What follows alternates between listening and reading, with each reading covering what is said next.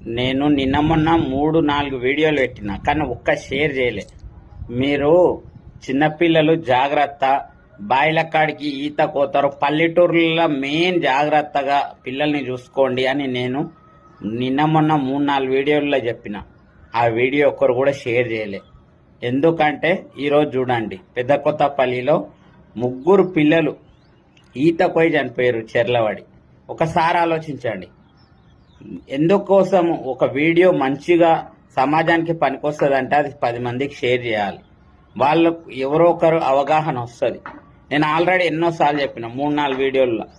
ఈరోజు చూడండి, 3 పిల్లలు అసలు వాళ్ళ అమ్మ నాన్నలు ఏడుస్తుంటే ఎంత బాధ అనిపిస్తుంది.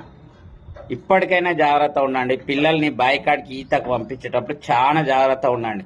మీరు ఎంబడి ఉండి నేర్పించేటట్టు అయితేనే తీసుకెళ్ళండి, ఓకేనా? ఈత వచ్చిన వాళ్ళు ఉంటేనే వాళ్ళని ఈతకు పంపించండి.